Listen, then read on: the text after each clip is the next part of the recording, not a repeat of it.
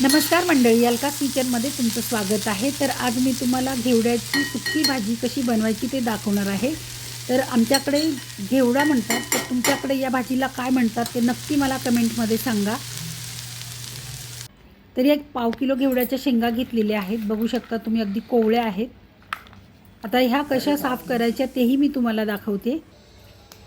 तर शेंगाचा मागचा आणि पुढचा भाग असा काढून घ्यायचा। जर त्याला शिरा असतील तर त्या शिराही काढून घ्यायच्या। आता ही शेंग कोवळी होती म्हणून त्याला शिरा निघाल्या नाहीत त्याच्या, आणि तोडल्याच्या नंतर मधून असे त्याचे तुकडे करायचे दोन, दाखवते मी तुम्हाला। हे बघा, अशा पद्धतीने तोडून बघायचं आतमध्ये किडक्या आहेत का किंवा कुठे आळ्या वगैरे आहेत का, आणि नंतर हे असे तोडून घ्यायचे किंवा तुम्ही चाकूने कट केलं तरीसुद्धा चालेल।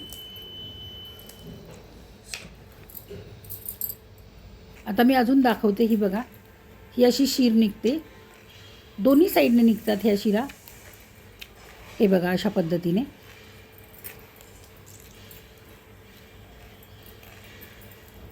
तोडताना पण अशी राहिली सायलेली पण शीर आपली निघून जाते। तर अशा पद्धतीने ही घेवड्याची शेंग आपल्याला साफ करून घ्यायची आहे। तर सगळी शेंग आपण साफ करून घेतलेली आहे।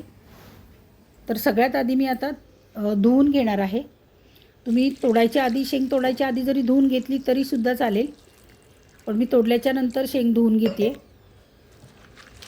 तर शेंग आपल्याला स्वच्छ धुवून घ्यायची आहे। आता इकडे फोडणीसाठी मी एक कांदा कट केलेला आहे, कढीपत्ता घेतलेला आहे, एक टोमॅटो कट केलेला आहे आणि कोथिंबीर घेतलेली आहे। आता वाटण मी तयार करणार आहे। खोबरं, लसूण आणि आलं, आणि त्याच्यात थोडीशी कोथिंबीर टाकून मी याचं पाणी न घालता एक वाटण तयार करणार आहे। जर तुम्हाला शेंगदाण्याचा कूट घालायचा असेल तर तोही तुम्ही घालू शकता, किंवा नारळाचा चव घातला तरीसुद्धा चालेल। हे बघा, अशा पद्धतीने मी वाटण तयार केलेलं आहे। आता कढई ठेवलेली आहे गॅसवरती। कढई तापली की कढईमध्ये आपल्याला तेल घालायचं आहे। तर मी एक पळी तेल घातलेलं आहे।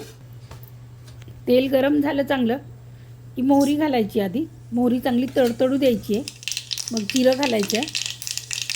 जिरं चांगलं फुललं, याच्यामध्ये थोडंसं हिंग घालायचं आहे, नंतर कढीपत्ता घालायचा आहे। आता आपण बारीक चिरलेला कांदा तो घालायचा आहे। कांदा आपल्याला व्यवस्थित परतून घ्यायचा आहे।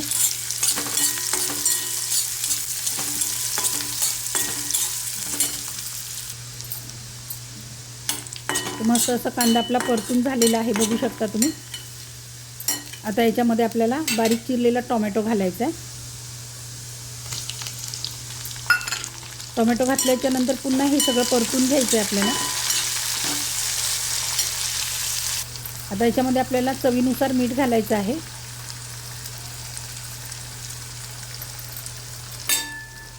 मीठ घातल्याच्या नंतर पुन्हा हे परतून घेऊया। टोमॅटो थोडासा सॉफ्ट झाला ना की मग याच्यामध्ये आपल्याला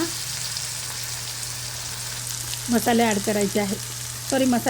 वाटण केलेला तो मसाला घालायचा आहे। म्हणजे खोबरं, लसूण, आलं आणि कोथिंबीर याचं जे वाटण तयार केलेलं आहे ते घालायचं आहे, आणि ते पण व्यवस्थित परतून घ्यायचं आहे। आता याच्यामध्ये मी पाव चमचा हळद घेतलेली आहे, अर्धा चमचा धना पावडर, गरम मसाला, काश्मीरी मिरची पावडर आणि 1.5 चमचा मी कांदा लसूण मसाला घेतलेला आहे।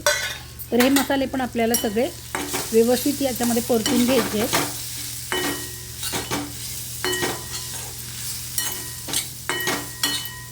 तर मसाले आपले छान परतून झालेले आहेत, बघू शकता। आता आपण स्वच्छ धुवून घेतलेली घेवड्याची शेंग याच्यामध्ये घालायची आहे, आणि ही भाजी आपण वाफेवरती बनवते। आता हे सगळं मिक्स करून घ्यायचं आहे आपल्याला। व्यवस्थित मिक्स करून घ्या, मसाला सगळ्या शेंगाला व्यवस्थित लागला पाहिजे। अशा पद्धतीने आपल्याला मिक्स करून घ्यायची आहे बघा। आता झाकण ठेवून आपण भाजी ही वाफेवरती शिजवून घ्यायची आहे, आणि मध्ये मध्ये चेक करायचं आहे आपल्याला, कारण पाणी आपण घातलेलं नसतं त्याच्यामुळे ही भाजी खाली लागू शकते। म्हणून मध्ये मध्ये चेक करायचं, वर खाली करत राहायची भाजी, नाहीतर मग काय होईल, खालची भाजी शिजून जाईल आणि वरची भाजी तशीच कच्ची राहील। म्हणून ही वर खाली करून घ्यायची मध्ये मध्ये। आता मी पुन्हा झाकण ठेवते आणि भाजी शिजवून घेणार आहे।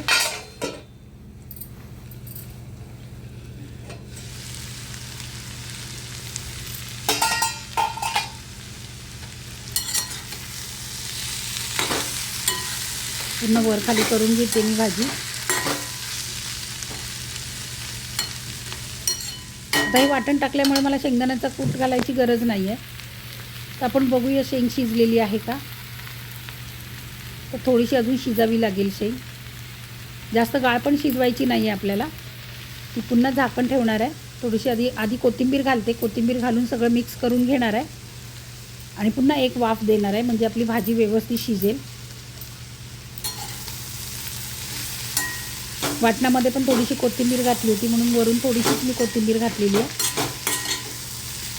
आणि हे सगळं मिक्स करून घेतलेलं आहे.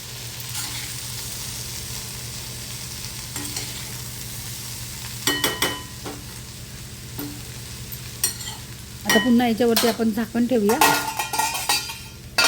आणि भाजी शिजवून घेऊया. 2 ते 3 मिनटं वाफ काढून घेऊया, म्हणजे मस्त आपली भाजी शिजेल. झालेली आहे 2 ते 3 मिनटं आणि मस्त आपली भाजी शिजलेली आहे मंडळी, बघू शकता. तर अशा पद्धतीने नक्की तुम्ही घेवड्याची शेंग बनवून बघा, सगळ्यांना आवडेल. आणि हा व्हिडिओ तुम्हाला कसा वाटला ते नक्की कमेंटमध्ये सांगा. व्हिडिओला लाईक करा, हाईप करा, शेअर करा. नवीन असाल तर माझ्या चॅनलला सबस्क्राईब करून बेल आयकॉन प्रेस करा, म्हणजे तुम्हाला पुढच्या व्हिडिओचे नोटिफिकेशन मिळतील. व्हिडिओ पाहिल्याबद्दल धन्यवाद.